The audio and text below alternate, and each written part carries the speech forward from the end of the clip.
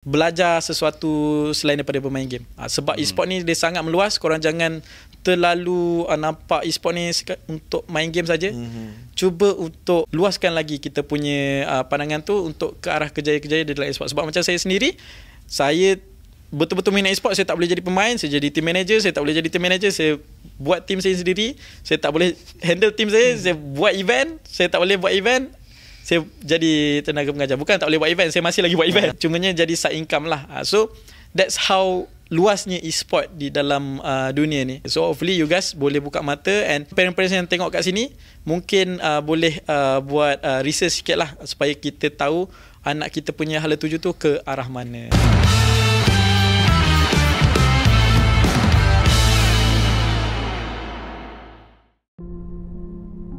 Menyesal. Kalaulah masa tu boleh putar balik, saya mula-mula nak cuba-cuba je.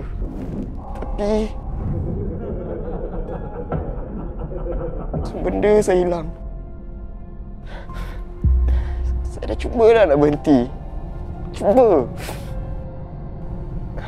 Tak boleh. Masyarakat pandang hina kat saya, pandang jijik dekat saya. Semua sebab saya ada masalah ketagihan dadah. Jangan tinggalkan saya. Tolonglah saya.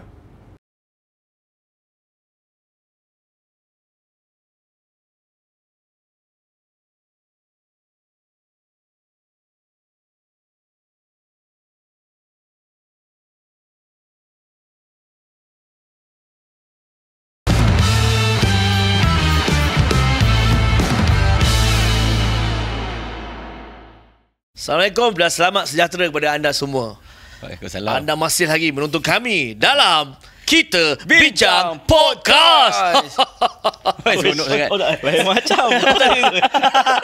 Ini Bincang Podcast bukan rancangan Jin dan Zeko. Yang kau Jin dan Zeko. Di mana platform yang kita ada untuk hari ini adalah sebuah ruang yang kita santai, tapi di mana dianjurkan juga oleh Jabatan Belia dan Sukan Negara yang menjadi mencari untuk berkongsi ilmu, pengalaman dan pandangan berkaitan dengan isu-isu semasa, khususnya yang melibatkan pembangunan belia. Okey, belia bukan belia, lia lain. Ni jinak ni belia. Allah. Okey, dan untuk hari ini bersama dengan saya Chot Dan saya Hazwan. dan kami akan bersama dengan anda untuk episod kali ini. Bukan berdua saja, di mana setiap kali berdua pasti akan yang ada ketiga. Tapi itu Betul lah guys. kalau ketiga selalu yang tu yang duk bisik-bisik. Ni lain-lain. Okey, di mana kita bersama dengan tetamu kita pada hari ini, iaitu kita ada Encik Amirah Haikal bin Azhar, Head of Department E-Sport Development Todak Academy Center. Assalamualaikum. Waalaikumsalam. Cot and apa tadi? Hazwan. Okey, ingatkan Jin tadi. Kan? Sebab dia ketak tu kan. Ingatkan 25 Disember tu. Bukan. Jangan. Tu. Okey, terima kasih untuk kehadirannya hari ini bersama-sama dengan kita dalam Bincang Podcast ni. Sebab tajuk kita pula hari ni best. E-sport. Sukan atau e-sukan. Sukan atau perniagaan. Wah, betul tu kan. So kita nak besarkan lagi tajuk kita ni supaya yang dekat luar sana tu duk dengar dengan tekun. Betul. Betul. Tekun lah tak dengar ayat tu. Yelah kalau biasalah bila kita ada kat menara-menara macam ni, insyaAllah. So jadi bila diorang dengar macam ni, diorang selalu akan tekun main game je. Tapi kali ni kita nak diorang tekun dengar podcast ni mengenai daripada e-sport boleh jadi bisnes. Boleh jadi. Tapi sebelum tu kita nak dengar dulu mukadimah pengenalan kan. Kadang-kadang kita main berbual, kau orang kata macam siapa brother tu kan. Betul. Memang tahu tu dah. Tapi nak tahu juga Cik sebab nama kat maju lain. Betul. Aku tahu ada cerita dia. Tak betul. Tanya Cik Amirah Haikal. Cik Amirah Haikal ni untuk sedikit lah background yang boleh dikongsikan bersama dengan penonton kita. Silakan. Okey, hai, Assalamualaikum semua. Terima kasih juga sebab jemput saya ke podcast ni. Alhamdulillah rezeki hari ni dapat untuk share dengan juga semua. Okey, so saya nak kenalkan diri saya. Macam yang disebut, nama saya Amirah Haikal bin Azhar, ataupun dia lebih dikenali dengan Coach Kasim ataupun Kasim sahaja. Nama dia agak pelik sikit lah. Kenapa Kasim kan? So itu disebabkan pemilihan nama saya untuk IGN. So untuk gamer-gamers ni, semua dia ada in-game name dia. Tapi saya pilih Kasim nama game saya. Sebab Kasim ni selalu selamat. Kasih selamat. Kan? Kasih selamat. Itu salah satu jugalah kan. Betul kan? So saya pilih Kasim ni sebab dekat Todak terlalu ramai nama Amirul. Jadi saya pilih nama Kasim untuk orang senang ingat lah. InsyaAllah nanti lepas korang tengok podcast ni, korang ingat juga nama ni. Kenapa diberi nama Kasim tadi? Ataupun kenapa memilih Kasim tu kan? Lepas mana daripada podcast ni baru orang tahu kenapa. Macam tu lah. Yalah. Dah Brother Kasim boleh tahu. Saya ulang balik apa Brother Kasim cakap tadi. Okay, silakan. So teruskan. Okay, saya daripada Todak Academy di bahagian e-sports. Okay. So di Todak Academy ni kita memfokuskan bahagian education di dalam bahagian digital lah, dunia digital. So bukan sahaja e-sports, kita ada bahagian 3D animasi, kita ada game development, kita ada content creator, ada juga AI robotics. So itu apa yang kita buat di Todak Academy lah. And saya dah berkecimpung di dalam e-sport ni selama 7 tahun dah. Lama juga So agak lama saya daripada bermain game sampailah jadi tukang mengajar. So itu saya punya perjalanan. Kalau nak tahu lebih lanjut boleh subscribe. Boleh saya. Okey, nak tahu ni, bila saya nak tahu. Okey, kata daripada main game, macam mana boleh daripada main game sampai ke level ni? Okay, so pada asalnya saya macam korang semua juga. Saya student kan. So saya belajar waktu tu ambil course oil and gas, welding technology. Jauh beza. Ambil course tu sebab mata duitan. Okey. Sebab orang cakap gaji masuk kan. Betul. Kerja dekat offshore, onshore kan. Gaji boleh ribu-riban. Tapi di waktu hujung-hujung sebelum saya tamat belajar tu, dah kerap pergi main game, pergi CC, fly. So waktu tu untuk e-sport education ni tak ada lagi. So kita tak tahu macam mana nak bermain game dengan cara yang betul. So banyaklah kita tinggal belajar, pergi tempat-tempat yang CC kan, main game. Lepas tu pergi yang tempat yang ada wifi, pergi lepak mamak, main game. So waktu tu saya dah aktif main Dota waktu tu. Tapi saya tahu saya noob Dota. Waktu tu MMR 2000 je, memang noob. Tapi saya memilih waktu tu Mobile Legends baru keluar 2016. Start daripada situ saya main game. Main game Mobile Legends saya fokus. And rezeki nampak kat situ lah. Banyak join pertandingan, menang. Dan lepas je habis belajar, saya cakap dengan parents saya, boleh tak mak ayah, saya nak jadi player dalam masa 1 tahun. 1 tahun. And diorang bagi. Okay. Tapi lepas 1 tahun tu tak jadi player pun.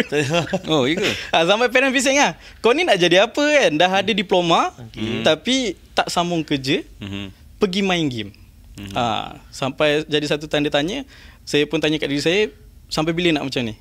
So saya beritahu dengan parents, memang minat benda ni, and rasa benda ni boleh pergi jauh. Sebab waktu tu saya dah mula untuk ada team sendiri, dah ada belajar macam mana nak jadi team manager dan sebagainya. So saya cakap, boleh tak nak join program? Waktu tu 2018 baru ada program e-sport management. Saya masuk kat program tu, and saya belajar macam mana nak buat company sendiri, kita buat business, macam mana nak wujudkan team sendiri, macam mana nak buat event, macam mana nak buat marketing di dalam e-sports, macam mana nak handle duit di dalam e-sports ni. And then lepas habis belajar tu, barulah saya mula untuk ada team saya sendiri. Saya daftar saya punya company di bawah SSM, and saya buat business di e-sports lah. Saya mula untuk buat event, and then daripada situlah saya banyak belajar. And alhamdulillah pada selepasnya pada tu, pada tahun 2022 saya di invite untuk jadi part timer as seorang guru lah, untuk mengajar di dalam e-sport management. Saya bagi tahu dengan kawan saya tu yang ajak saya tu, saya beritahu, saya ni tak aktif mengajar kan, saya main game tahulah kan. So tapi dia cakap tak apa, cuba je. Dia cakap dengan saya, aku tahu kau boleh. Lepas tu saya pun macam cuba. And then rasa macam shock pula. Benda ni macam aku share benda yang aku tahu. So dia bila mengajar tu, dia jadi best. And then bila dah 1 tahun, dah tamat kontrak dengan Todak Academy, bos approach saya, cakap, kau tak nak kerja full time? So start daripada situ lah saya kerja full time dengan Todak Academy sampai sekarang. So daripada situ banyaklah bila kita mengajar student-student yang sedar ni kan, kita banyak boleh bagi sedikit sebanyak nasihat yang benda yang kita buat silap dulu, and diorang tak buat untuk masa sekarang ni. Itu yang kita nak cuba sampaikan dekat belia-belia yang ada dekat Malaysia ni lah. Okey, nak tanya saja sebut pasal mengajar. Dah jadi macam akademi kelas mengajar kan? Betul. Jadi apa je silibus mengajar game ni? Silibus ada silibus macam kita belajar. Betul. Ambil kos-kos, kita tahu ada silibus dia berapa tahun pelajaran. Betul. Mostly orang ingat kalau nak jadi pemain ni dia main game je kan. Tapi sebenarnya tak. Ada banyak benda yang dia kena tahu. Of course lah, the first thing yang bila kita nak jadi pemain, you must be talented. You kena belajar tentang teknik. Tapi selain daripada teknik, apa yang you kena belajar? So kita banyak tekankan tentang disiplin, tentang how to communicate, leadership. Lepas tu macam mana nak apa orang cakap, uruskan masa, time management, and then how to represent by yourself, PR lah. PR di mana kita cuba untuk ajar soft skills. So bila main game ni you technical, so you need to know the soft skill juga, di mana soft skill ni you boleh guna dekat mana-mana, bukan dekat dalam game je. Even di luar game pun you still need to use the soft skill. So itu yang kita nak ajar budak-budak yang main game ni tahu benda tu. Sebab mostly kalau yang gamer-gamer ni, macam you guys tahu kan, dorang ni dia antisocial sikit kan, asal main gumpul je semua pegang phone main game kan, antisocial. So dorang lemah dekat bahagian situ. So kita as a bahagian untuk mengajar, kita tekankan dekat arah situlah. And benda tu dapat membantu dia di luar game, di mana dia boleh gunakan ketika di sekolah, macam dia nak communicate dengan kawan-kawan dia, nak buat homework ke apa ke, and even kalau dia dah lepasan sekolah, dia boleh digunakan untuk dekat bahagian bekerja. Macam mana nak manage, macam mana nak jadi leader dekat dalam kumpulan kan. Anda kata dia diberikan tugas dan sebagainya. Nak tanya juga macam Todak ni sendiri berapa tahun dah ditubuhkan? Kalau Todak sendiri ditubuhkan pada tahun 2017. So waktu tu Todak bermula dengan Todak Culture. So bermula dengan buat penjualan merchandise lah, di mana yang you guys semua tahu Todak famous dengan gaming chair dan juga cap lah, betul. So itu kita punya produk utama lah, kerusi dan juga cap. And sekarang dah makin meluas. Kita dah go into streetwear, go into camping punya style. So dia dah jadi fashion lah. So after that, Todak ni sebenarnya bukan satu je. Daripada Todak Culture tu kita buat team. Waktu tu adalah cerita, kalau nak tahu lebih lanjut boleh tengok podcast Haji Lan. Dia cerita lebih detail macam mana wujudnya Todak Gaming tu. Sebab mostly orang kenal Todak ni, Todak yang main game tu, Todak MLBB. Tapi sebenarnya Todak ni dah ada banyak. Dekat dalam Todak sendiri kita ada 6 entity. Kita ada Todak Culture, kita ada Todak Fusion, kita ada Todak Academy, kita ada Todak Digitech, Todak Studios, kita ada Todak apa lagi satu Banyak tu banyak. Sampai saya pun tak ingat. Banyak cabang. So setiap Todak tu ada peranan dia masing-masing, and ada bisnes tersendirilah yang kita buat. That's why Todak ni bukan sekadar pasukan e-sport sahaja. Dia banyak benda yang dia hasil dan produce juga. Nampak daripada e-sport dah ada bisnes tak? Ya, betul. Itu betul.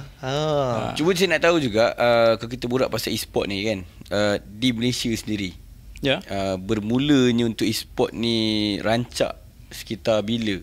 Kalau nak sebut rancak,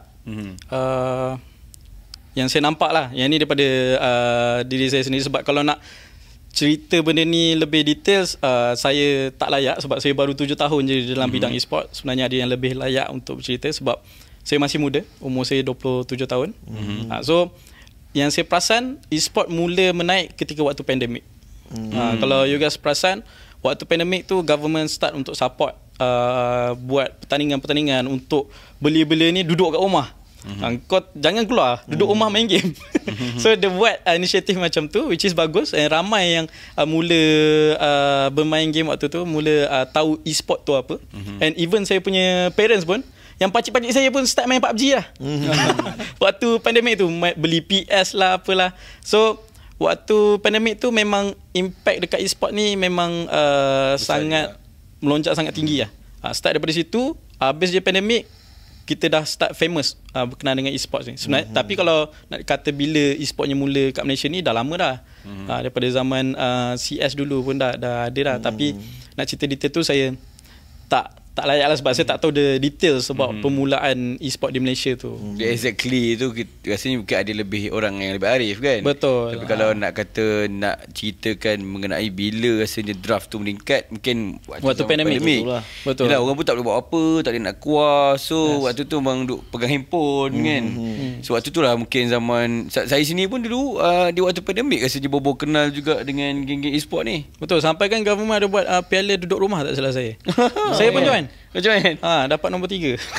Okay. Not bad. Ya, tak boleh buat apa kan, duduk rumah kan. Kita sakut hati. Kita sakut hati. Main juga. Dapat main juga. Okay. Ramai join tu. Ramai join. Tak ada, kita buat joke je.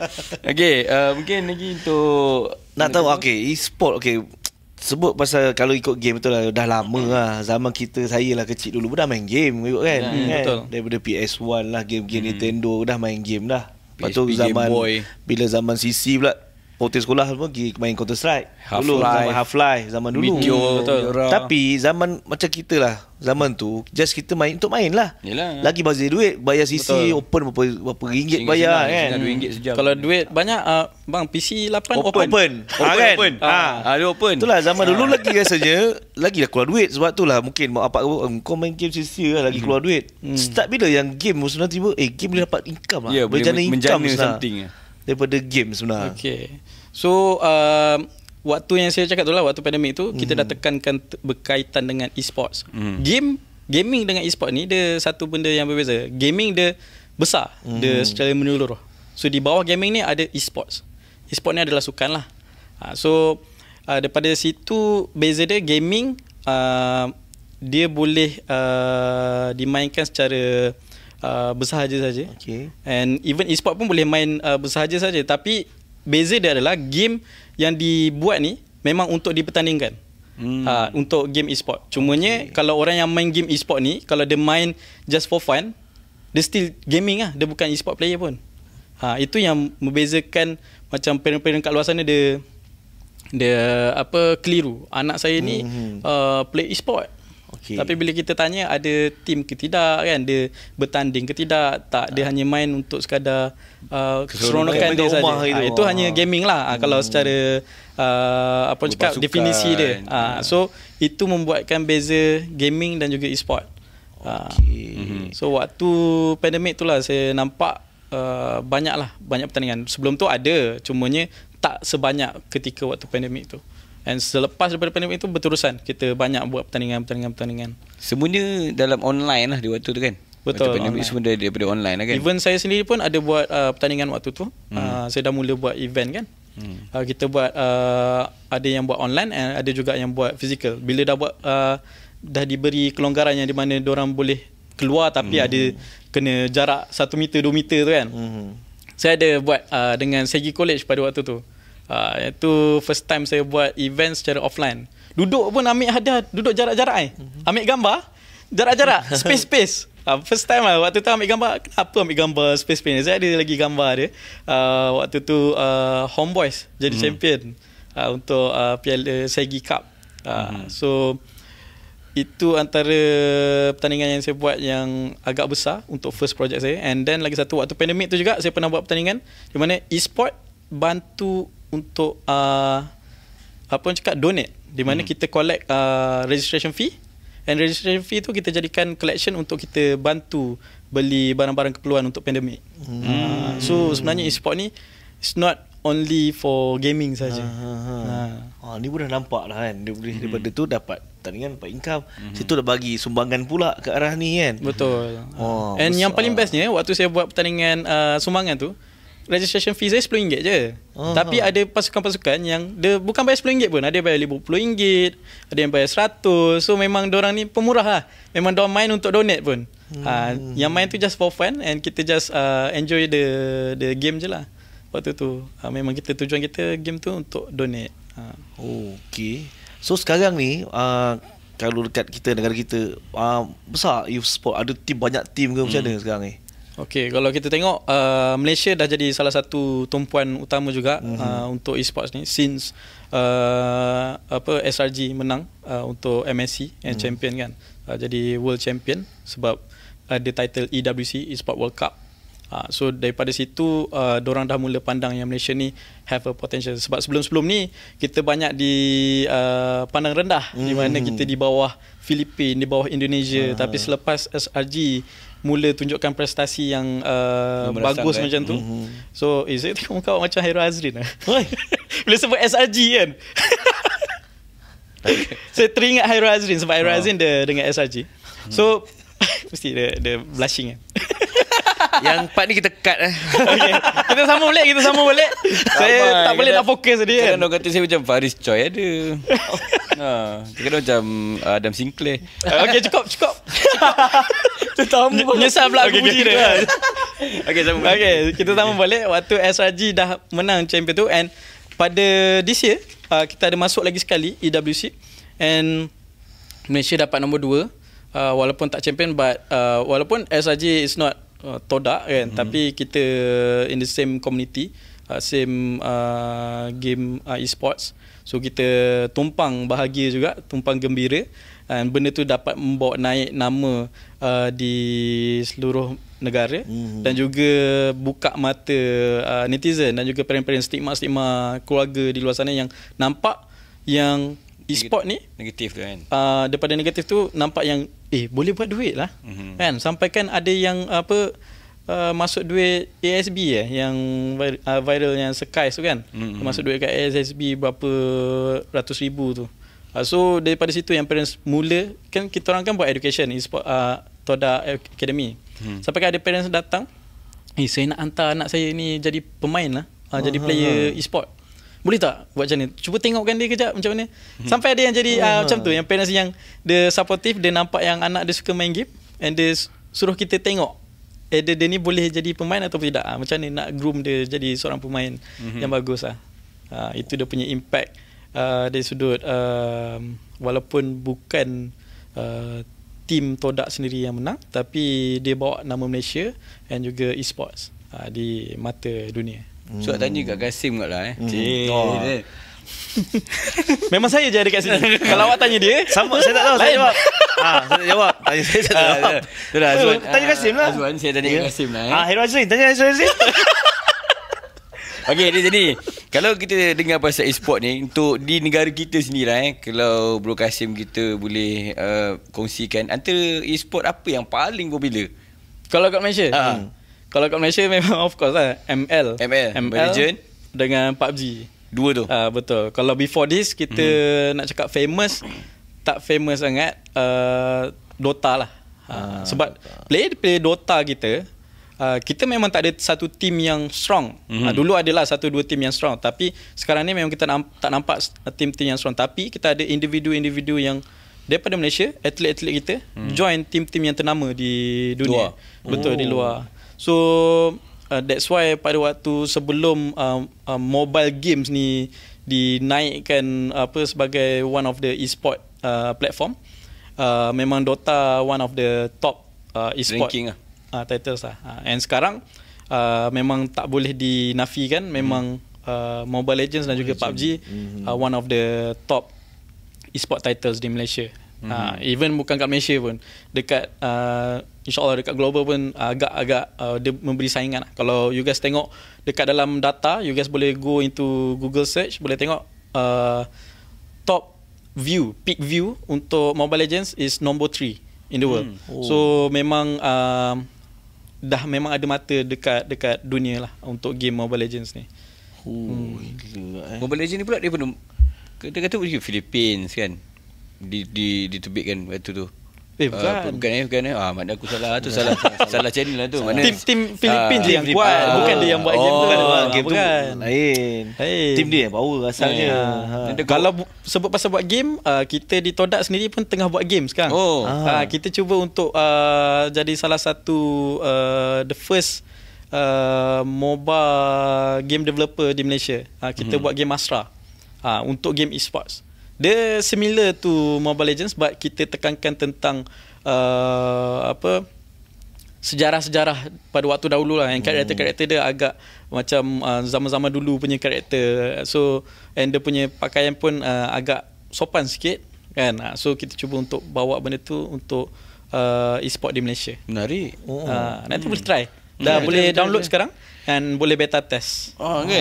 Betul. Bila dengar pasal tapi sekarang still tengah develop lah lagi lah. Ada belum full complete lagi. So agak bila targetnya tu?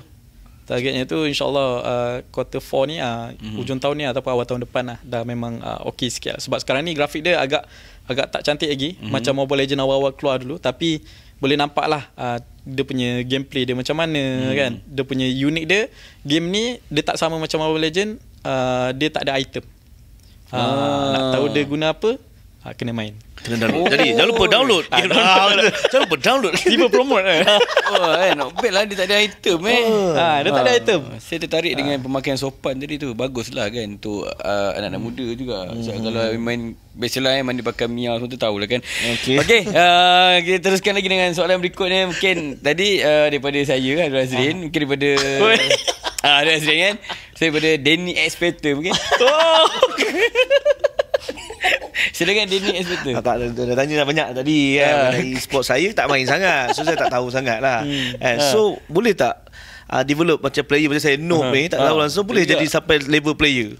Okey, boleh sebenarnya sebab di Todak Academy kita dah mula untuk masuk ke sekolah-sekolah. Kita dah ada kebenaran untuk masuk 9 buah negeri di Malaysia untuk masuk ke sekolah-sekolah untuk buat program e-sport education. Sekolah menengah?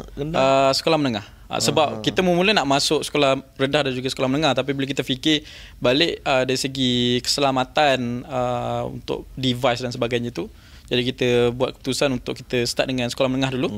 And then baru kita slowly lah kita tengok macam mana kita nak buat ke sekolah rendah. Sebab sekolah rendah ni kalau dia buat phone, kalau berlaku kecurian ke apa ke, kita tak nak lah benda tu berlaku. And takut nanti even cikgu cakap jangan pun dia buat juga, dia main game juga sebab dia leka kan. So kalau macam dah sekolah menengah ni, dia dengar cakap sikit. Betul. Dia dah faham kan? Ya, dia dah faham. And dia pandai jaga. Even dekat sekolah-sekolah pun cikgu bagus. Yang mana join program ni, lepas je habis program, semua handphone bagi kat cikgu. Nanti habis sekolah, pergi dekat bilik disiplin ambil handphone. Begitu. Ada yang sekolah yang buat macam tu. Ada yang sekolah dia bebas, dia bagi je pelajar tu bawa. Sebab diorang bermain pada waktu koko. So sebelum diorang mula, contoh macam diorang sekolah petang, diorang akan join program ni pada waktu pagi. Kalau diorang sekolah pagi, diorang akan join program pada waktu petang. So ada program khas untuk kita pun baru tahu ni lah e-sport ni kan. Wah, baru tahu lah sekolah hari ni. Yes, ada. So kita fokuskan untuk yang mana yang baru-baru nak belajar nak jadi pemain, and kita teraskan tentang healthy gaming di dalam e-sport education. So untuk e-sport education ni, kita punya hala tuju sebenarnya pada awalnya kita nak bawakan ke arah untuk player development, untuk kita arahkan kepada SUKMA. Tujuan kita dah ada 9 negeri tu. Cumanya untuk kali ni kita baru masuk di negeri Selangor dan juga KL. So hala tuju diorang, kita akan ada buat pertandingan pada penghujung. So di pertandingan tu nanti diorang akan lawan di peringkat sekolah, daerah, negeri. Bila negeri diorang dah layak di contoh dia champion negeri kan, dia akan wakil untuk kebangsaan lah, wakil untuk negeri dia. Tapi bila dia dah dapat wakil negeri tu, dia dah ada satu kunci di mana dia boleh kita akan bantu dia lah. Bukanlah kita janjikan dia masuk SUKMA, tidak. Kita hanya akan propose dengan SUKMA-SUKMA negeri, setiap negeri, untuk uji diorang ni sama ada diorang ni boleh atau tidak. So itu atas dasar e-sport negeri lah nak pilih atau tidak. Cuma kita bagi haluan sahaja. Selepas tu diorang akan wakil kebangsaan lah untuk lawan di negeri-negeri peringkat kebangsaan. So diorang akan dapat markah PJSK. Itu yang parent-parent senang sebenarnya, sebab diorang dapat markah koko tu. Kalau kata dari segi kata hadiah bagi setiap pertandingan, agak tinggi juga ke untuk e-sport ni? Untuk e-sports memang agak tinggi. Kalau kita perasan, kalau kat luar memang berjuta-juta lah. Kalau kat Malaysia ni dia still lagi agak rendah sikit. Tak setinggi macam yang kat luar negara, of course, sebab dari segi sudut mata wang lah kan. Kalau macam kat luar banyak pakai USD. Kalau kat Malaysia ni ada yang pakai duit ringgit, and kalau official daripada developer ada pakai USD lah. So yang saya perasan yang paling tinggi adalah di EWC tu lah. Di mana 1 juta USD diberikan kepada champion. Kalau nak cakap prize paling besar di dalam e-sport, game Dota. Itu yang sangat-sangat famous lah. Semua orang tahu yang dekat e-sport ni game Dota adalah prize pool yang paling tinggi. Sebab apa? price dia pernah mencecah sehingga 46 juta tak silap saya USD. That's why pemain-pemain yang join game Dota ni, walaupun diorang tak champion nombor 2 ke nombor 3, ada yang jutawan. Even daripada player Malaysia sendiri kan, yang masuk dengan tim-tim luar kat sana tu, ada yang dah jadi jutawan dah pun. Daripada main game ni masuk pertandingan tu kan. Boleh tanya duration tak pertandingan tu? Satu game tu berapa lama? Macam bola kita tahu bola 90 minit kan. Dia setiap game dia waktu dia berbeza-beza. Itu saya tak pasti. Saya tengok dekat TV aja pertandingan, tapi tak tahu berapa lama dia main ni. Dia kalau saya lawan dengan awak, mungkin 9 minit saya dah end dah. Confirm saya tu saya tak main. Confirm. Saya yakin tu. Untuk 5 game tu 5 game seminit dah menang lah. Maksudnya dalam seminit tu 5 kali lah. Bukan seminit. Seminit tu teruk sangat. Dia 9 minit. 9 minit. Teruk lah Hero Azrin ni kan. Jangan pandang saya rendah sangat tau. 9 minit okey lah tu. Dia kalau Mobile Legends ni, kalau kita pasang average dia dalam 15 minit macam tu. Tapi kalau macam late game dalam 20 minit ke 30 minit, even 40 minit pun ada. Kalau average dia dalam 15 minit lah. Kalau macam PUBG dalam 30 minit untuk satu map. Kalau macam Dota, dia lama sikit. Dota ni dalam 40 minit ke atas. Even ada yang sampai sejam lebih, ada yang sampai 2 jam. Itu memang pecah kepala lah. That's why e-sport ni dititlekan sebagai sukan rasmi. Sebab apa? E-sports ni dia buat semua benda yang sports buat, kecuali pergerakan fizikal. Dia perlu disiplin, dia perlu fikirkan secara teknikal, kena ada strategi, kena ada teamwork, kena ada communication. All that things dekat dalam sports ada kat dalam e-sports. And even kita punya training pun kita ada juga kaitkan dengan fitness. Sebab apa? Bila fitness ni tak dijaga, kita punya cara pemikiran, oksigen kita rendah di bahagian otak kan. Sebab bila kita aktif, kita punya blood flow tu bagus. And juga kalau kita jaga pemakanan, macam minum air mineral and jaga makanan sihat, so cara pemikiran kita pun sel-sel yang disampaikan dekat otak tu pun bagus kan. So benda tu yang kita buat secara profesional di e-sport team.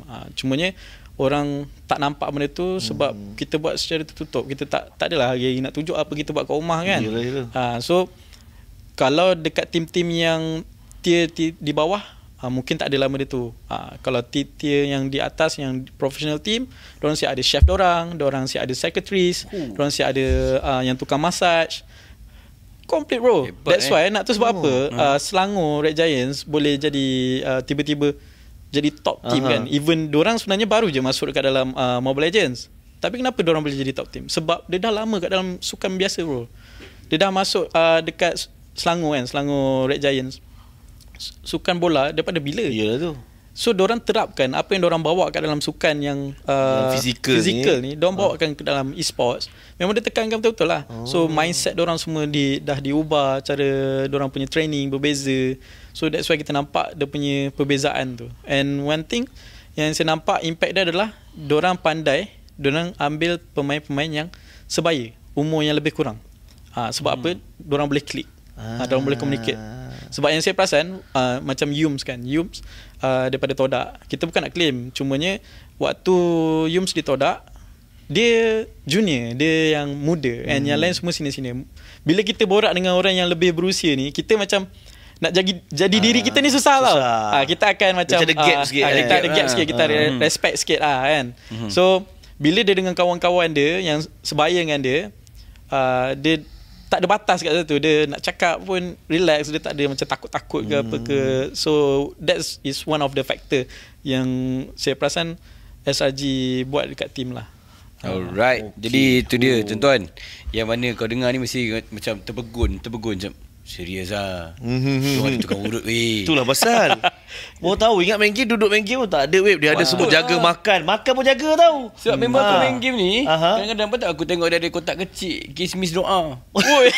Nak bagi otak dia berkembang. Betul juga kan. Bagus lah. Jadi nak tahu kismis doa brand apa? Kejap lagi dah. Mungkin Bro Kasim kita share. Mungkin tu produk dia. Produk. Okay guys, kita take a break sekejap. Okay, kita akan kembali lagi lepas ni. Mungkin nak tahu pasal cabaran mengenai e-sport dan sebagainya. Kembali kita semua dalam apa? Kita Bincang Podcast.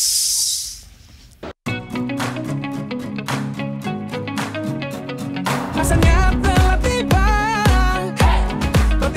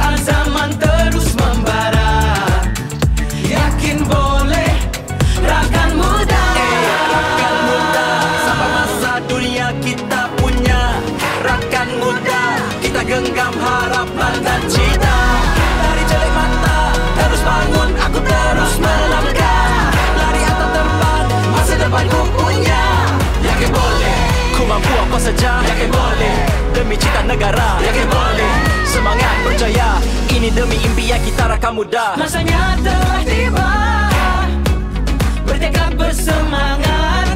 Oh yeah, coba cita murnimu, rakan muda, rakan muda. Oh yeah, bersemangat wajah terus berusaha, keazaman terus membara. Yakin boleh, rakan muda, rakan muda. Assalamualaikum, kembali kita dalam Kita Bincang Podcast. Masih lagi nama karakter Sebab dia masih tinggal lagi karakter tu yang payment dia tinggi. Waktu tu sebagai extra kan. Oh. Kerja dia tu je. Kerja dia tu je. Dan saya punya skrip tu je. Sebab waktu tu cerita dia tajuk siapa ketawa dapat coklat. So bila ketawa, kita akan bagi dia coklat. Okay, kita bukan cerita pasal tu guys. Okay, hari ni kita masih bersama dengan Abang Kasim. Abang Kasim lah. Abang Kasim lah. Yang betul Abirul Haikal bin Azhar. Macam akan nikah tu. Ya saya. Kan? So kita bagi Kasim je. Tadi kita dah burak sikit pasal bagaimana seorang player tu nak jadi player. Lepas tu apa boleh jana income pendapatan juga kalau join pertandingan kan. So untuk part ni kita nak tahu juga sejauh mana seorang player tu boleh berada dalam keadaan dia masih lagi player. Macam tu. Kalau suka tengok bola, umur dah 30-an, 30 atas dah macam penghujung karier dah. Betul. Lepas tu dah bersara dah. Kecuali CR lah. Betul lah. Itu lain lah. Siapa main mana? Dia level lain lah. So macam mana tu Bro Kasim tu? E-sport ada level. Umur dia tak boleh main dah. Yang ni dia agak spesifik sikit. Sebab apa? Dia bergantung kepada game. Kalau macam Mobile Legends, PUBG ni dia memang memerlukan umur-umur yang muda lah. Sebab dia banyak memerlukan pergerakan yang laju, reflect yang laju. Dia kalau ML dan juga PUBG, e-sport kat Malaysia, kita memang letak syarat 16 tahun ke atas. So kalau still bawah 18, dia limit dia 16 tahun lah. So still lagi kena ada concern daripada family untuk bermain. And diorang boleh main, ada potential yang sampai umur 25 lah. Lebih daripada tu rezeki dia lah. Tapi susah sikit dia nak compete dengan yang bakat-bakat yang baru. Tapi kalau game-game yang lain, contoh kita ada e-football ataupun FIFA kan. Tapi sekarang dah tak panggil FIFA, dia panggil EAFC tak salah saya. And juga kita ada Tekken. Tekken ada yang berumur 40 lebih, 30 lebih, masih lagi main International Championship bro. Sama juga macam e-football, macam EAFC kan. Ada orang main Pro Club, di mana Pro Club tu 11 lawan 11, macam betul-betul main bola. Yang keeper kena main keeper lah. Betul-betul. Duduk tunggu apalah sampai. Kalau tim tu kena pantai awak kan, memang dia duduk je lah kat gawang tunggu bola bila nak sampai. Diorang main memang ada position diorang masing-masing. So yang tu ada yang umur-umur yang agak tinggi sikit. Kita tak nak cakap tua, cakap umur dia tinggi sikit. Umur tinggi kita guna hashtag tinggi sikit. Tinggi sikit umur dia. So dia setiap game umur dia berbeza-beza. Sama juga macam Dota. Dota pun dia lebih ke arah yang muda-muda lagi. Umur rendah sikit. Rendah sikit. Benda dia tinggi sikit. Tinggi dan rendah. Tengah-tengah. Tengah-tengah. So dia macam tu lah. Dia spesifik sikit untuk setiap game, untuk umur tu. So apa hala tuju dia orang lepas katalah sampai 25 je main ML, lepas tu dah tak dia main dah. Main game lain tadi. Main game lain pula. Wah, mudah kan? Sedap. Mudah. Bukan. Kita bawa kat meja tu. Okay. Kita boleh tengok sebab tu bila pemain-pemain ni dia kena fikir ke depan. Waktu dia tengah jadi pemain tu, dia kena buat nama dia. Kita panggil nama self branding lah. Macam yang kita nampak ada yang banyak yang waste talent dekat Malaysia. Dia dah ada followers 100k, 200k, tapi after jadi player dia tak gunakan apa yang dia dah ada tu. Dia pergi balik kerja hakiki. Tak salah, tapi dah ada benda tu, kenapa kau tak guna? Kan? Sebab dia tak ada planning. Bila dia tak ada planning, dia tak tahu buat apa, benda tu disia-siakan lah. So mostly banyak pemain-pemainnya kalau dia ada nama dan sebagainya, dia start mula untuk buat live streaming, and then dia cuba untuk jual produk dia sendiri, brand dia sendiri. Macam kita tengok artis kan, artis-artis yang dah jarang dapat job kan. Diorang dah ada brand diorang, macam diorang dah start buka restoran, buka macam produk diorang kan, produk beauty lah, yes. So benda tu kena ada kat dalam e-sports. Benda dah ada bro. So diorang just perlu replicate, sebab ada yang buat and ada yang tak buat. So dekat e-sport ni dia macam satu benda yang baru. Sebab apa? Diorang tak ada knowledge macam mana diorang nak manage perniagaan. That's why diorang tinggalkan je lah. Aku tahu buat benda ni, aku buat benda ni je lah. That's why pentingnya pendidikan kat dalam e-sports. Walaupun awak seorang pemain, tapi penting pendidikan tu untuk selepas jadi pemain. Apa yang awak nak buat lepas tu? Kena ada planning. Macam saya kan, saya daripada dulu memang e-sport ni sebagai satu platform untuk saya sementara saja. After that saya nak berniaga, saya nak ada kedai saya sendiri, saya nak ada cafe saya sendiri. So kita dah ada planning. At the same time, sebelum kita pergi ke arah tu, kita kena belajar lah, kena upskilling diri kita lah. Join program-program, ada je program-program yang free untuk belajar macam mana nak buat jadi entrepreneur, macam mana nak buat business. So program-program tu diorang kena ada self initiative untuk join. Macam mana nak buat design dan sebagainya. Sekarang dah ada Canva senang kan. Dah ada AI. Kalau tak tahu macam mana nak guna AI tu, tanya je AI tu, macam mana nak guna kau? Tanya boleh AI. Saya pernah buat. Aku apa benda ni kan? Tanya macam mana nak guna ChatGPT. Tapi kat ChatGPT ni so dia bagi tahu macam mana. So benda tu dekat ujung jari je sekarang semua benda ni. So benda tu selain daripada yang related to e-sports lah. Kalau related to e-sport, dia boleh jadi macam nak jadi analysis ke, nak jadi coach ke, nak jadi manager. Itu yang apa orang cakap, yang normal lah, yang normal kan. Sebab orang tahu kalau lepas jadi player jadi coach, analyst, manager. Selain itu ada apa? Banyak lagi bro. So dekat dalam bahagian kompetitif, kita ada shoutcaster, kita ada bahagian yang saya cakap tadi, ada contoh dia minat fashion kan, dia boleh jadi personal groomer. Macam contoh dia fashion kan orang. Perasan tak kalau ada setengah tim-tim yang baru, diorang waktu awal-awal join team tu muka biasa kan, tak pandai nak berpakaian, tak pandai nak gayakan rambut dan sebagainya kan. Tapi lepas beberapa season kita tengok dia dah pandai bergaya. Contoh macam SRG. Korang tengok pemain-pemain diorang waktu awal-awal dulu macam mana kan. Tapi sekarang dah handsome bro. Dah ada fans lah kan. So itu yang mana minat fashion. Kalau macam minat dari segi memasak ke apa, boleh jadi chef kan. Tapi untuk kat dalam Malaysia ni saya tak nampak lagi lah yang go into betul-betul professional, macam ada head chef untuk dekat gaming house dan sebagainya. Dekat luar ada. So untuk kita pergi tahu hala tuju kita nak pergi ke mana tu, kena buat research dulu. As a player, korang kena buat research game apa pula kan, kejayaan apa yang in trend, yang ada kat dalam market yang kita boleh ceburi. Contoh macam sekarang ni dah ada AI prompter, dah ada digital marketing. Dekat dalam e-sport pun ada je benda tu. And then kita ada content creator. Boleh je cuba buat slow-slow. Even saya pun sendiri, saya dah mula untuk beli barang-barang untuk buat video editing. Tapi mobile lah, mobile graphy. Saya beli gimbal, beli mic, beli lighting macam ni. Saya beli slow-slow untuk saya punya event, sebab saya buat event kan. So slowly buat benda tu.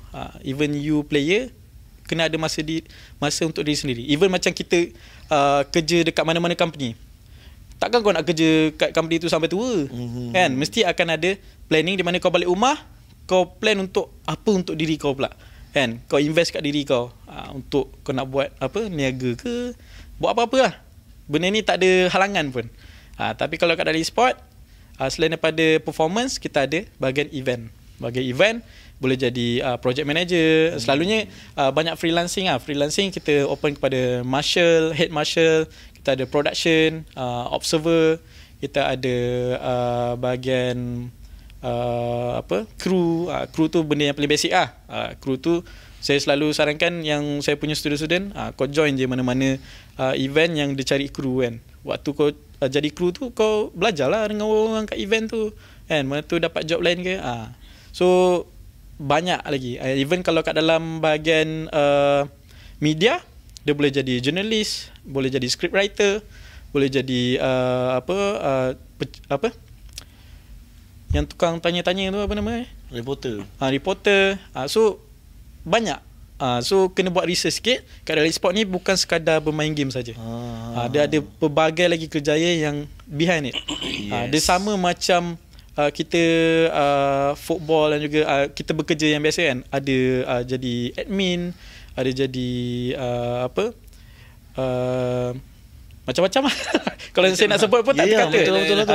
Sebab saya punya list tu selalunya saya ada banyak student-student saya yang mana yang masuk e-sport, saya akan bagi tahu dulu apa hala tuju yang ada kat dalam e-sport, supaya nanti bila sepanjang diorang belajar tu diorang dah tahu dah diorang nak hala tuju ke mana, ikut minat masing-masing, and juga dari segi diorang punya kebolehan. Jangan ikut minat saja kalau tak ada kebolehan. Kalau tak ada kelebihan, cuba untuk belajar. Kalau ikut minat saja, takut nanti kau nak buat benda tu pun tak jadi apa. Betul lah. Nak kena ada skill-skill juga. Betul, kena belajar. Minat saya tak boleh lah. Dari situ bagus lah kita tahu lah daripada e-sport ni betul lah boleh jadi business, boleh jadi gain benda lain juga kan. Betul, kalau nak buat company sendiri pun tak ada masalah macam saya dulu kan. Tapi banyak cabaran dia lah, liku-liku dia kan. Sebab saya pernah dulu buat team saya sendiri. Saya ingat boleh buat duit waktu tu kan. Tapi rupanya buang duit je. Tiap-tiap kali dapat duit aku bawa pergi tournament. Tournament tu 2 hari. Prize dia champion dapat 2,000. Kira macam banyak lah tu 2,000. Tapi Airbnb 1,000. nak muatkan ada dekat 10 orang punya orang tu, Airbnb 1,000 tu harga normal lah. So macam aku spend 1,000, menang 2,000, aku bagikan untuk aku punya player-player. Lepas tu aku dapat kurang daripada 1,000. Menang pun negatif bro. So benda tu pun sama juga apa yang terjadi dekat dalam professional scene. Sebenarnya nak buat team ni, dia perlu ada backup plan, and dia ada strategi dia. Dia bukan sekadar buat team untuk team saja, melainkan kalau dia ada funded macam SRG lah kan, dia dah ada dia bawa RMS kan, so duit dia memang unlimited, tak ada masalah kan. Lepas tu ada Aero Azrim pula tu kan.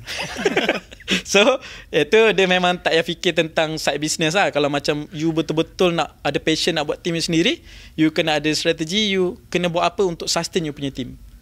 Kena jual merchandise. Kalau nak jual merchandise, bukannya kau terus buat baju terus kau jual. Siapa yang nak beli? Betul. Kena fikir macam mana nak marketkan kau punya barang tu, design tu kena tak dengan taste dekat dalam community kan. Jangan kau buat ikut cita rasa kau je kan. Rasa smart kan. Jual-jual, yang saya punya pengalaman, jual-jual parents yang beli, kawan-kawan. Itu je lah yang support. Tapi orang luar tak ada beli pun. So make sure korang perlu ada rancangan korang, plan betul-betul sebelum buat something tu. Betul lah tu kan. Bukan main bowl lah. Betul lah. Ada Kasim dulu pernah ada lah team sendiri semua lah. Pernah ada pengalaman lah. Berapa lama bertahan team tu? 3 tahun. Lama juga. Team Lunatics. Pernah masuk MPL, tapi waktu tu saya dah jual team tu dengan seorang datuk tu lah. Datuk tu yang bawa team tu masuk ke MPL. Pernah dengar juga tu Lunatic. Pernah dengar juga antara team yang familiar lah. Dia tim-tim underdog lah. And dia terkeluar tu pun sebab ada masalah. Kita tak nak sebut kat sini lah. Elok sebut CD ni, viral ni. Jangan. Nak sebut kat mana? Table tadi tu? Okey, benda-benda macam tu kita lepak kat sana, nanti kita borak. Okey, macam contoh kalau untuk cabaran lah bagi e-sport ni sendirilah. Macam kita recap balik, ada yang kita borak tadi pasal anti-social. Lepas tu pula dari segi penerimaan family. So antara pengalaman-pengalaman yang mungkin Bro Kasim boleh share about cabaran yang dia hadapi ni. Okey, cabaran-cabaran tu benda yang stigma lah, selalunya stigma, dan juga perangai-perangai pemain-pemain muda ni. Sebab dulu saya pernah jadi pemain. Kan, macam saya cerita tadi, saya mula daripada pemain kan. Main teruk, tak jaga solat, makan pun tidak, duduk dalam bilik bila lapar, apa yang ada berdala dalam bilik tu kan. Dulu saya pernah duduk dalam bilik, tak keluar 1 hari, asalkan ada 1 botol air mineral dengan 1 botol chip tu. Brand Mr. Potato tu. Cukup lah. Tak payah makan pun. Nanti dah habis tu agak-agak lapar, tidur, bangun tidur, keluar makan. Memang mak ayah bising lah. Yalah tu. Itu yang bila saya dah ada pengalaman macam tu, itu adalah salah satu cabaran yang saya nampak sampai sekarang pun mesti ada lagi jenis macam tu. Ada. Even diorang main game pun sampai 3-4 pagi, sampai lepas subuh pun ada. Betul. Lepas tu pukul 9 pagi tu baru nak tidur, bangun petang. So itu adalah satu cabaran daripada kita, daripada tempat education, untuk bawa education di dalam e-sports.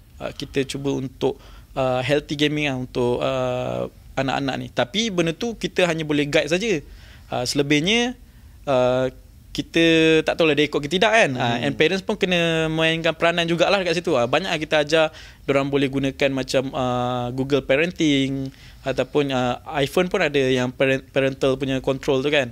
So itu salah satu cara di mana diorang boleh guna untuk kawal penggunaan device, screen time untuk anak-anak. Sebab kalau kita perasan, kenapa benda ni cabaran bagi kita, kalau kita tengok parent-parent yang sekarang, yang baru-baru yang ada anak sekarang ni, seawal umur 1 tahun pun dah diberikan gadget. Betul. 1 tahun pun dah ada gadget lah. Even kalau tak ada gadget pun 1 tahun dah tengok TV. Kan dulu kalau kita time kecil tengok langit tengok ceiling kan. Sekarang tengok TV, nangis je buka je YouTube. Betul. Kan. So bila dah diajar macam tu, so bila dia dah membesar, susah untuk kita kawal.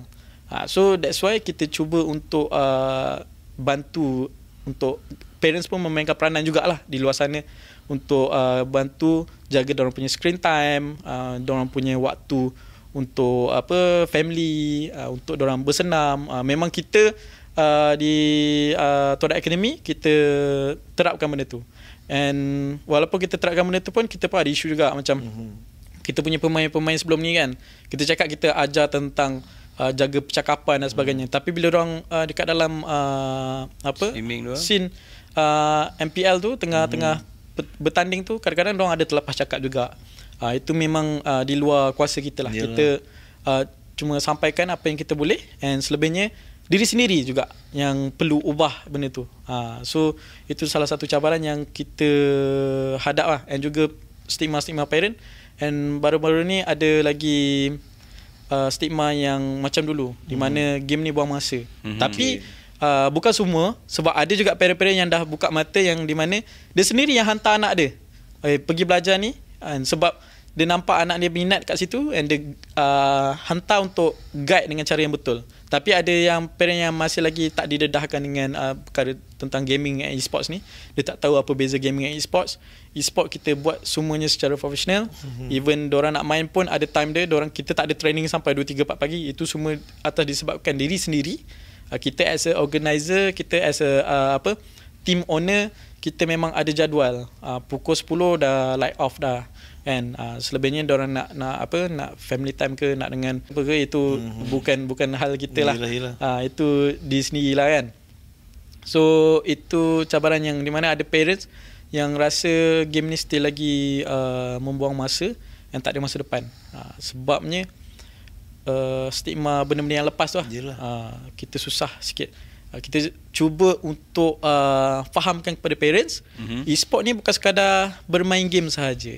Kita banyak bantu untuk dorang punya soft skills, dorang punya pembelajaran juga, macam mana dorang nak jaga dorang punya waktu, bezakan waktu training and juga waktu dengan family, dengan Tuhan masing-masing kan. Kalau dia bukan agama Islam, mungkin dia ada dia punya cara dia sendiri lah. Betul, yes. Kalau okey lah, kalau pandangan Kasim sendiri lah kan, Kasim, kita punya e-sport ni akan berkembang lagi ke macam mana? Mungkin Malaysia akan jadi salah satu negara yang power gila e-sport, di mana mungkin lepas dia ada banyak lagi akademi yang macam Todak yang memang fokus ke arah e-sport sahaja. Okay, yang saya nampak, insyaAllah Malaysia mungkin akan jadi one of the negara yang e-sport dia agak yang nampak bagus, berkembang. Sebabnya kita nampak government pun dah mula memberi support. Dia tak seperti dulu. Kita nampak government tu ada inisiatif untuk bantu. And sebab dulu semua swasta. semua swasta bro, kan, semua inisiatif sendiri. Tapi sekarang kita dah nampak ada campur tangan sikit, cumanya kita still lagi tak nampak gambaran di masa akan datang tu. Sebab apa, e-sport dia masih lagi baru, this a future career. So yang mana yang ada sedia ada sekarang ni, kita dah boleh nampak ada menuju ke arah yang lebih bagus lah. Sebab kalau orang nak tanya benda ni ada masa depan ke tak, kita bagi tahu yang benda ni is future career. Sebab yang mana yang ada tu dah terbukti dah, dan yang mana yang belum ada tu dia akan datang lah. Sebab apa, kalau nak cakap pasal kerja kan, dekat e-sport ni dia banyak lagi lompong-lompong. Sebab kita tak ada syarat minima gaji untuk pemain dan sebagainya. Kita tak lagi di bawah akta kan, untuk bahagian pemain isukan. Kalau dah ada benda tu, mungkin kita akan go into next level lah. Sebab dah ada syarat-syarat di bawah gaji untuk player e-sport ni. Lepas tu apa syarat-syarat dia, apa dia punya rules dia dan sebagainya. Kena ada benda tu baru kita, macam you nak tahu tak, dekat China dia sangat strict about e-sports. Okay. Everyone yang mana yang bawah umur, diorang hanya ada 3 jam untuk bermain dalam masa seminggu. Macam mana diorang detect? Menggunakan IC bro. Setiap orang hanya boleh buat satu account menggunakan satu IC saja. Tapi diorang ada cara diorang untuk diorang ni lah. Diorang macam mana diorang cheat code dia, diorang guna parents dia punya IC lah. Itu sebabkan bad parenting lah kan. Kenapa you bagi IC dekat anak you, guna untuk abuse benda tu kan, abuse the system. Walaupun dia ada flaw kat situ, tapi kita nampak government dia ada inisiatif untuk bantu e-sport punya industri kat situ. That's why kita tengok e-sport dekat China sangat-sangat advance. Oh, betul, sangat-sangat advance. Antara negara yang hebat advance, China lah. Betul. Best. Dia memang dah advance lebih daripada kita. Sebab dia, macam you tahu, dia dah ada sistem diorang sendiri kan. Dia even tak ada Google pun dia tak ada masalah. Betul lah. No, betul lah. Power pasal e-sport itu kalau nak cerita benda tu mendalam kan? sangat kan. Betul lah tu. Mendalam. Kita mesti nak tanya punya, antara Europe dengan Asian, mana lagi lebih ke depan dalam e-sport? Kalau kalau kita nak cakap tu memang tak game, sure juga dia ada. Kalau bukan mobile games lah. Memang Europe lah. Kalau mobile games kita nampak Asian one of the big competitor juga. Sebab e-sport ni dah ada 3 platform. Dah ada PC, konsol, mobile. Upcoming mungkin ada VR lah. VR pula baru So sekarang e-sport dah masuk dalam sukan-sukan yang utama kan. Macam Sukma dah ada. Sukan apa lagi? Sukan Asia pun ada e-sport. Sukan Olimpik. Olimpik upcoming tak silap saya. So ada ke untuk yang orang kurang upaya ni? Ada, kita ada buat Paralimpik untuk bahagian e-sports. And Malaysia ada juga menang beberapa title, di mana kita dapat nombor berapa saya tak ingat pada tahun. Saya kurang sikit, saya tak suka sejarah sebenarnya. Saya kurang ingat tapi kita pernah menang lah untuk para punya ni, untuk Mobile Legends. Kita pernah menang. Ada juga sebab saya punya student pun yang uniknya, saya pernah buat tu ada apprentice punya program, ada 40 student kat dalam batch yang pertama tu. Okay, dekat dalam apprentice tu ada seorang student autism. Student autism tu rank dia paling tinggi daripada semua.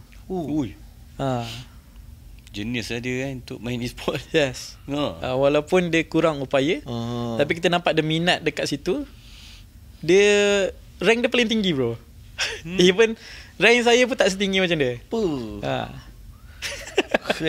Itulah setiap orang ada kelebihan macam saya. Mungkin ada kekurangan ni, tapi ada kelebihan ni pula kan. Ada lagi satu yang student saya yang autism. Bayangkan saya buat quiz. Saya suka buat quiz. Saya selalu bagi hadiah dekat student-student saya. Saya buat quiz, asyik-asyik dia menang. Sampai kan bila naik soalan tu, diorang yang student-student yang lain dah tahu dah siapa menangnya. Malas lah. Dia macam ada dictionary bro dalam otak dia. Gila. So that's why kat Malaysia ni, walaupun dia kalau kita ada anak-anak yang autism kan, kita tengok kalau dia minat ke arah e-sport, mungkin ada potential ke arah e-sport, dan boleh hantar dia untuk fokus lah kat situ. Okey, Okey. boleh tak? Sorry. Nak tanya kan? Sila. Nak tanya berkenaan Todak Academy pula. Ya. Macam mana nak sertai dan apa program-program yang diberikan dalam tu? Okey, untuk di Todak Academy kita memang daripada dulu kita ada 3 teras utama di mana kita ada 3D animasi, kita ada game developer dan juga e-sports. Daripada dulu memang kita fokus 3 ni lah. And baru-baru ni kita ada buat penambahan, kita ada content creator dan juga kita ada AI robotics.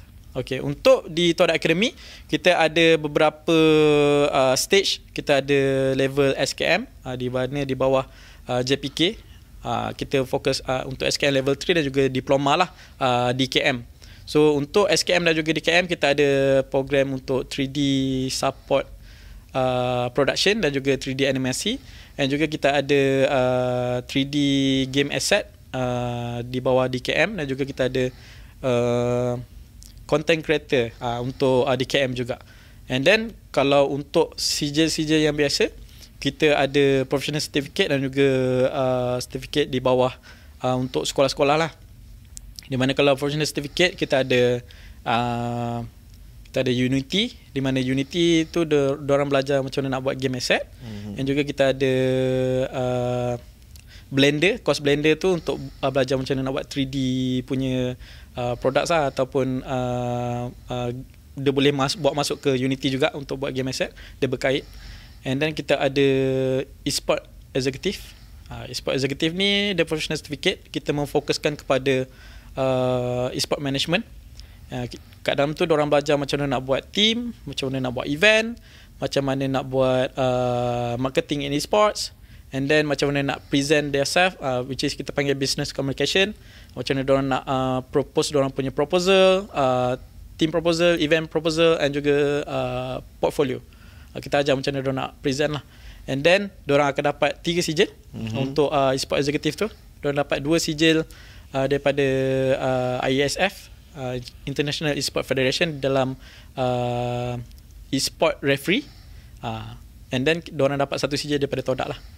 And dia punya final project, diorang akan buat event apa-apa e-sports, offline ke online ke tak kisah, and then diorang kena submit report. Sekiranya report diorang tu lulus, kita akan hantar internship. Kita akan serap lah di Todak Academy, ataupun kita hantar dekat company-company yang berminat. And then kita ada sijil-sijil di sekolah. Di sekolah kita masuk ada 4 program. Kita ada program e-sport education, kita ada game based learning, kita ada 3D animation, dan juga kita ada AI robotics. So 4 program ni kita masuk ke sekolah-sekolah, di sekolah rendah dan juga sekolah menengah di seluruh Malaysia. Kalau nak tahu lebih details apa program-program ni ada di Todak Academy, boleh go into kita punya website lah. And then one more produk baru kita adalah Todak Kids.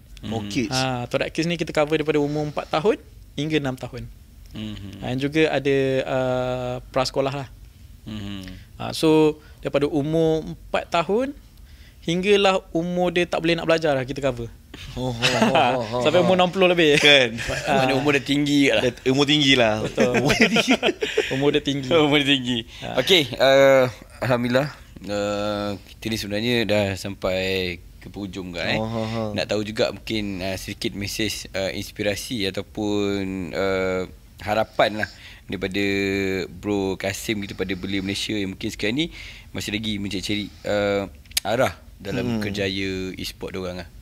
Okey, untuk belia-belia di luar sana, sekiranya korang masih lagi tercari-cari macam mana nak pergi ke arah kerjaya di dalam e-sport, korang minat e-sport, minat main game, make sure korang do some research ada kat luar sana. And banyak platform-platform yang kita sediakan, even kita punya kerajaan pun sediakan juga platform secara percuma. And kiranya nak berbayar boleh pergi ke Todak Academy, okay, untuk belajar sesuatu selain daripada bermain game. Sebab e-sport ni dia sangat meluas, korang jangan terlalu nampak e-sport ni untuk main game saja. Cuba untuk luaskan lagi kita punya pandangan tu untuk ke arah kerjaya-kerjaya di dalam e-sport. Sebab macam saya sendiri, saya betul-betul minat e-sport, saya tak boleh jadi pemain, saya jadi team manager, saya tak boleh jadi team manager, saya buat team saya sendiri, saya tak boleh handle team saya buat event, saya tak boleh buat event, saya jadi tenaga pengajar. Bukan tak boleh buat event, saya masih lagi buat event. Okay, masih lagi buat event. Okay, cumanya jadi side income lah. So that's how luasnya e-sport di dalam dunia ni, bukan sekadar bermain game sahaja. So hopefully you guys boleh buka mata and boleh terangkan dekat parents-parents di luar sana, ataupun parents-parents yang tengok kat sini mungkin boleh buat research sikit lah supaya kita tahu anak kita punya hala tuju tu ke arah mana. Baik, terbaik. Itulah dia.